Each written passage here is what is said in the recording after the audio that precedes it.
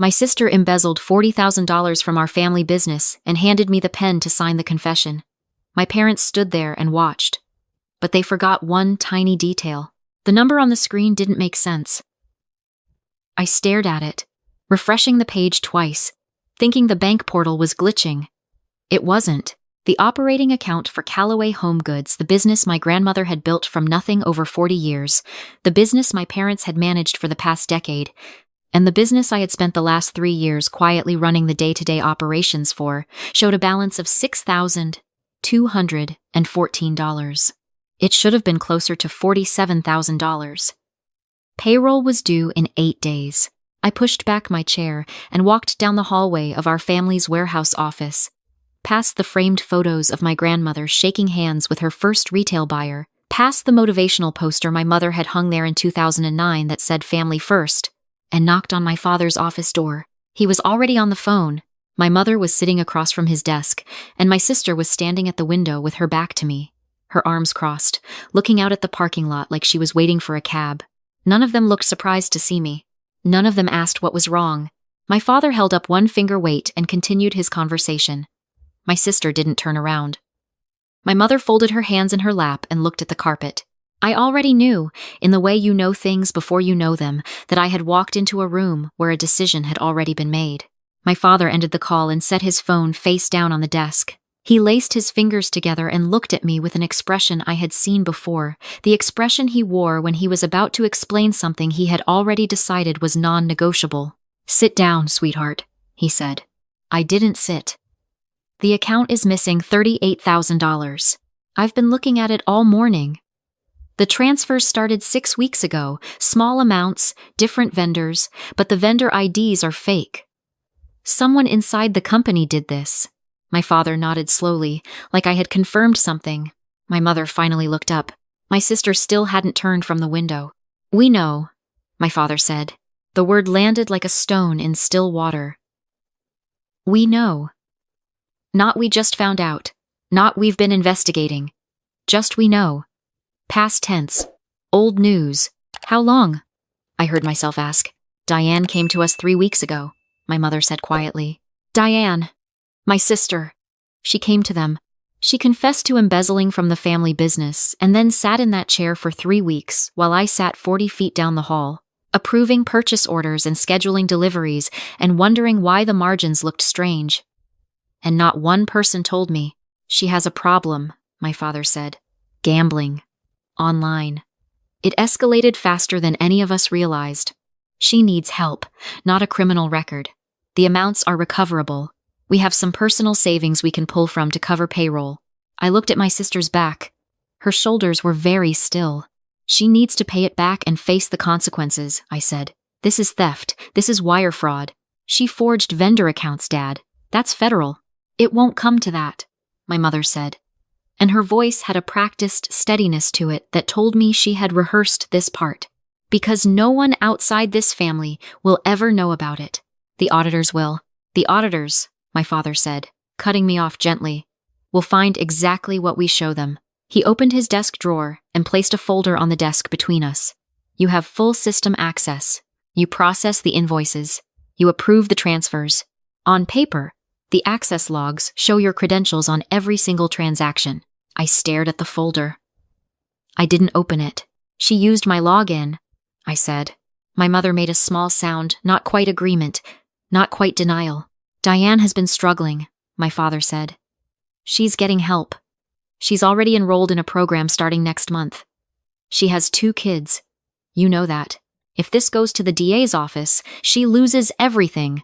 Her kids lose everything. And I lose nothing? You want me to."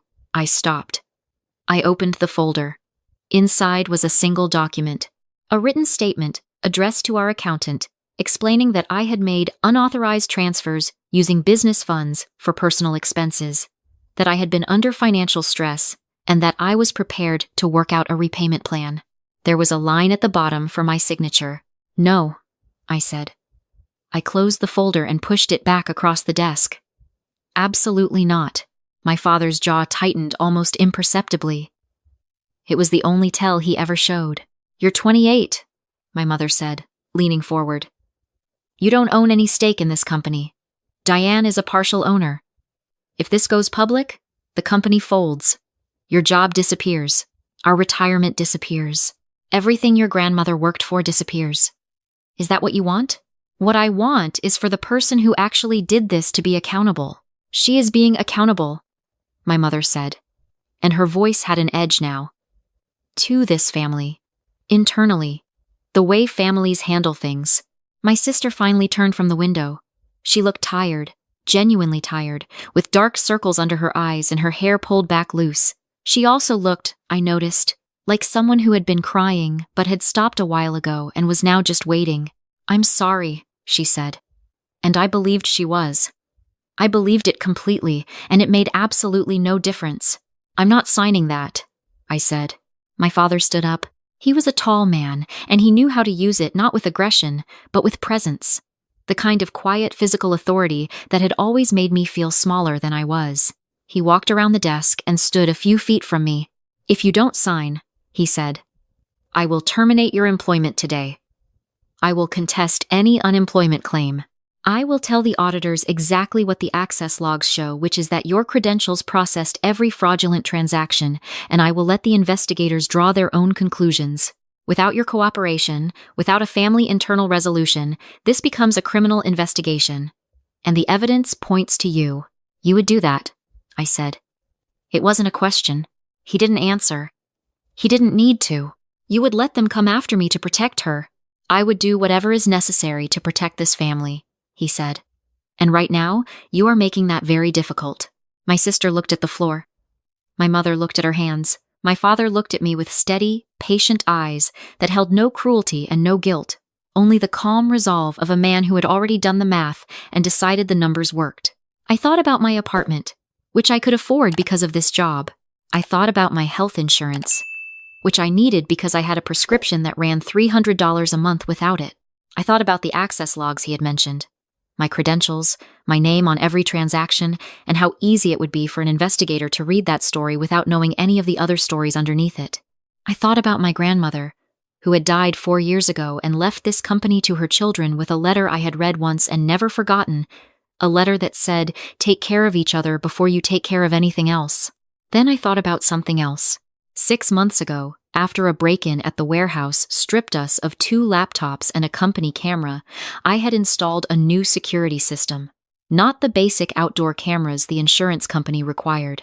I had gone further, because it was my job to go further, because no one else was going to. I had put up 4 indoor units, 1 at the front entrance, 1 in the server room, 1 in the inventory bay, and 1 in the hallway directly outside my father's office. The system was a Arlo Pro 4, connected to a commercial cloud account I had set up under the company's IT credentials. Motion activated, continuous backup, 30-day rolling storage. I had put the camera in the hallway because the break-in had come from inside the building. I had told my father about it. He had nodded and said, good thinking. The camera was still there. It was recording right now. It had been recording for the last 20 minutes. And unlike the office's internal server, the cloud backup ran on its own independent cellular network, a feature the sales rep had specifically highlighted when I bought the system because businesses needed footage even when someone cut the power or the internet. I had set it up myself. I knew exactly how it worked. I picked up the folder. My father's shoulders dropped slightly, the unconscious exhale of a man who thinks he's gotten what he wanted. I tucked the folder under my arm. I need to think about this tonight, I said. I'm not signing anything right now. His eyes narrowed. Blair, I'm not signing right now, I said again, keeping my voice flat and controlled. I'll have an answer for you in the morning. That's my final word today. He studied me for a moment, reading for something, and I kept my face very still. Fine, he said. Tomorrow morning, 9 o'clock. I walked back down the hallway, past my grandmother's photograph, past the poster about family. I sat down at my desk. I waited 45 seconds to make sure no one had followed me. Then I opened my laptop. I logged into the Arlo Cloud dashboard. I went to the hallway camera. I scrolled back to the beginning of the morning, 90 minutes ago, and I pressed play. The footage was clear. High definition. The hallway outside my father's office. The light from the window at the far end. The sound of the HVAC system in the background. and the three voices from inside the office, carrying through the thin interior walls more clearly than any of them had realized. I could hear my own footsteps approaching before I knocked. I could hear everything. I downloaded the file to my laptop. Then I copied it to a personal cloud account I had used since college, completely separate from anything company owned. Then I forwarded it to my personal email on my phone. I closed the laptop, picked up my purse, and told the receptionist I was running an errand. I drove to my apartment, changed out of my work clothes, and sat on my kitchen floor for a while. Not because I was falling apart, I wasn't. Not yet, but because the linoleum was cool and I needed something solid underneath me while I thought. I had the video. I had the conversation. I had my father's voice, calm and precise, explaining exactly how he planned to frame his own daughter to protect the other one. I had my mother's silence, and my sister's apology, and the entire architecture of the lie they had already built before I walked into the room. What I didn't have was a plan that didn't blow up everyone at once. I made 2 phone calls. The first was to a lawyer I had met once at a seminar, a woman who handled employment and business disputes, whose card I had kept in my wallet for no particular reason I could explain until right now. I got her voicemail. I left a detailed message. The second call was to my grandmother's estate attorney. His name was Mr. Kaufman, and he was 71 years old and had handled my grandmother's affairs for 30 years and had never once hidden his opinion that my father was a man of great confidence and moderate integrity. My grandmother had established a clause in her original business trust. Mr. Kaufman had explained it to me once, briefly, at the reading of her will that tied continued family ownership of Callaway Home Goods to what she called honest stewardship. She had seen enough family businesses dissolve in litigation to write it in from the beginning. Any co-owner found to be engaged in financial misconduct against the company could be removed from ownership. She had been thinking of outside threats when she wrote it. Mr. Kaufman picked up on the second ring. I told him everything. I sent him the video while we were on the phone. I heard him watch it, a long silence, the sound of him exhaling once, and then he spoke for a few minutes in the measured, careful way that lawyers speak when they are choosing words that will hold up later. He told me not to sign anything. He told me to document everything I could access legitimately before end of business. He told me he would contact the company's auditing firm directly, as the estate's legal representative, which was within his authority under the trust. And then he told me something I hadn't known. My grandmother had updated her personal estate documents 2 years before she died. Not the business trust, her separate personal estate, which included the family home my parents lived in, a small investment portfolio, and a sum of money she had never mentioned to anyone. That estate had been left in full to me and my sister equally, contingent on both of us remaining in good standing. A phrase she had been very specific about defining. Financial misconduct, Mr. Kaufman told me, was on the list. I sat on my kitchen floor for another hour after we hung up. The next morning, I arrived at the office at 8:45. My father was already there. My mother, too. My sister was not. She had, I was told, a doctor's appointment. My father sat behind his desk with the folder open in front of him, pen laid across the page at the signature line, and watched me walk in. I sat down. I placed my hands in my lap. I'm not signing, I said. He was quiet for a moment. Then we have a problem. You have a problem, I said. I want to show you something. I set my phone on the desk and pressed play. It took him about 15 seconds to recognize his own voice. When he did, the color in his face changed in a way I had never seen before. Not red, not white, but something draining out slowly like water finding a crack. My mother made a sharp sound and stood up. Where did you get that? He said. The hallway camera, I said. The one I installed 6 months ago after the break-in. The one I told you about. The one backed up to the cloud independently, so turning off the office internet wouldn't do anything. He reached for my phone.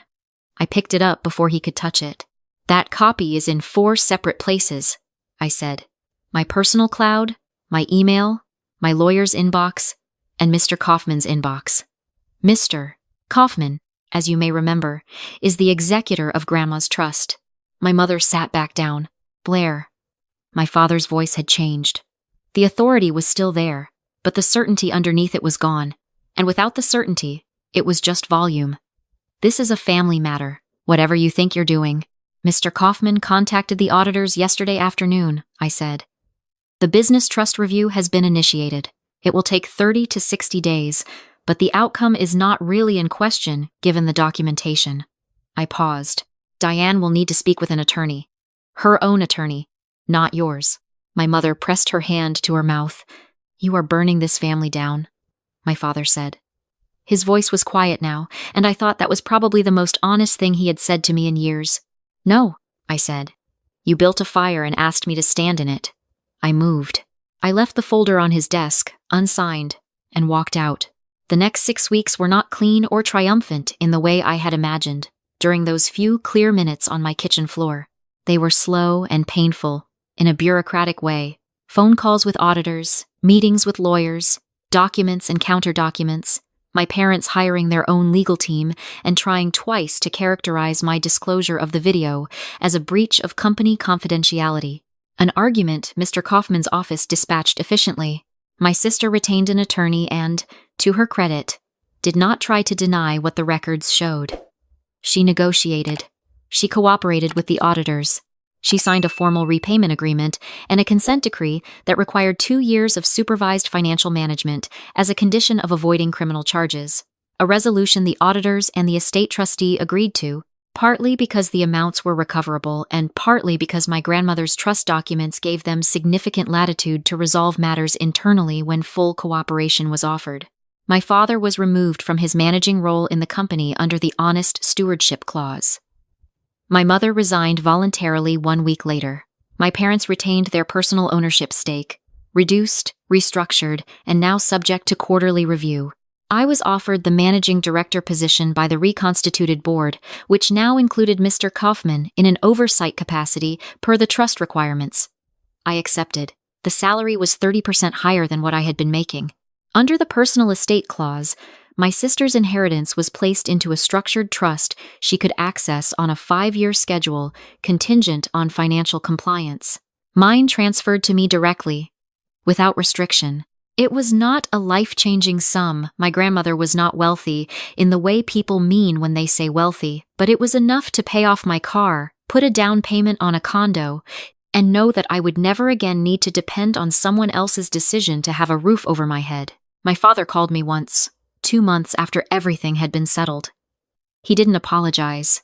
He said he hoped I understood that he had been trying to protect the family. I told him I understood that completely, and that I hoped he understood that protecting the family and protecting my sister were not the same thing as what he had actually done, which was try to make me the answer to a problem I hadn't created. He was quiet for a moment and then said he supposed we would have to agree to disagree. I said I suppose so too. We haven't spoken since. I don't know if that will change. Some days I think it might. Most days I think the more honest answer is that my relationship with my parents was never quite what I thought it was, and what I'm experiencing now isn't so much a loss as a correction, a recalibration of what was actually there all along, finally seen clearly in the light of what they were willing to do. My sister texts me sometimes. Short messages, factual ones, mostly updates about her kids. A question about an invoice once when she was confused about the new accounts payable system. I answer them. I don't know what we are to each other now. I think we're still figuring it out. And I think that figuring out might take the rest of our lives, and I've decided that's all right. The warehouse looks different to me now. I walk past my grandmother's photograph every morning, and I think about the letter she wrote, take care of each other before you take care of anything else, and I have a more complicated relationship with that sentence than I used to. I think she meant it as protection. I think she would have been heartbroken to know how it was used against me. I also think she was wise enough to know it might be, which is why she wrote the stewardship clause in the first place. She built something worth protecting. That part, at least, I can still do. The first payroll I ran as managing director went out without a single discrepancy. 43 employees, every check on time, every number exactly where it was supposed to be. I sat at my desk afterward and looked at the confirmation screen for a long time. Then I got up, walked down the hallway, and straightened my grandmother's photograph, which had been slightly crooked for as long as I could remember, and which no one had ever bothered to fix. It wasn't a dramatic moment. There was no music. No sunlight breaking through clouds, just a frame on a wall, finally level, and the quiet, ordinary weight of a building that was mine to take care of now.